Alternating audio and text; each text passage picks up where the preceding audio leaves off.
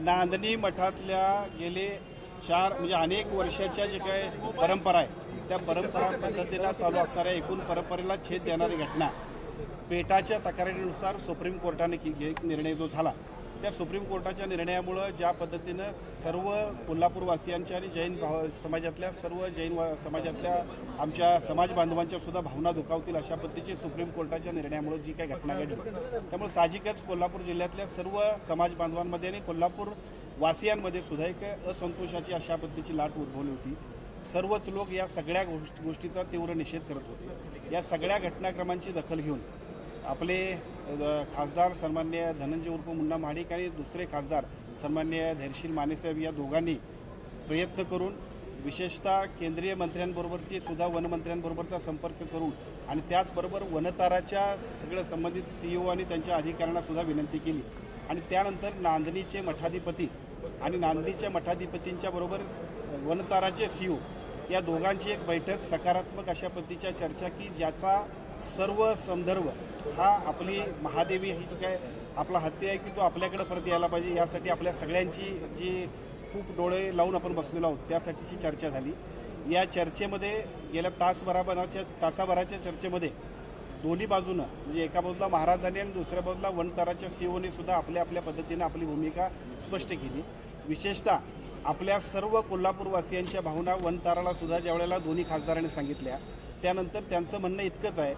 की वनतारा हे सुप्रीम कोर्टाच्या आदेशानं त्यांच्याकडं हा आपल्याकडचा जो महादेवी हत्तीनं आपली सुपूर्द केली याच्यापेक्षा त्यांचा त्याच्यातला रोल शून्य आहे। आपण या संदर्भात सुप्रीम कोर्टामधले ज्या काही लिगल प्रोसेस असतील त्या लिगल प्रोसेस करा, त्याला अपेक्षित सहकार्य करण्याची जबाबदारी वनतारातल्या सगळ्या यंत्रणेची सुद्धा आहे आणि ते सकारात्मक पद्धतीनं इथं विशेषतः त्यांनी एवढी चांगल्या पद्धतीनं आपल्या सगळ्यांना सहमती दर्शवली की जर आपण म्हटलं तर इथंच नांदणीच्या मठामध्ये सुद्धा वनताराचं एक युनिट आपण सुरू करू की ज्याच्या माध्यमातून तुम्हाला अपेक्षित असणारं जी आपल्याला हत्ती इथं पाहिजे आहे त्याच्याबद्दलच्या स्पष्ट आपल्याला सूचना कोर्टाच्या आल्या की ताबडतोब आपण या सगळ्याच्या बाबतची पूर्तताही करतो।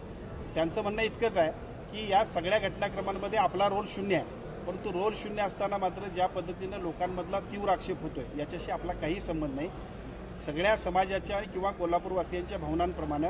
वनतारातून आपली महादेवी किंवा माधुरी हत्ती जी आमची आहे ती इकडे येण्यासाठी ज्या काय आवश्यक प्रक्रिया पार करायला पाहिजेत त्या प्रक्रिया पार करण्यासाठी आपल्याकडून सर्वतोपरी सहकार्य होईल अशा स्पष्ट पद्धतीचे सकारात्मक संदेश त्यांनी दिलेत की ज्याचा उपयोग आपल्याला होईल की कुठल्याही परिस्थितीमध्ये आपल्या नांदणी मठाचा जो हत्ती आहे तो आपल्याकडे परत यायला पाहिजे। सगळ्या जनमानसांची भावना लक्षात घेऊन दोन्ही खासदारांनी केंद्रीय मंत्र्यांकडे केलेल्या शिफारशीनंतर सकारात्मक पद्धतीने शासनाचं ॲफिडेव्हिट सादर करण्यासाठी सुद्धा आम्ही सगळेजण प्रयत्न करू। कोल्हापूरवासियांच्या भावना केंद्रीय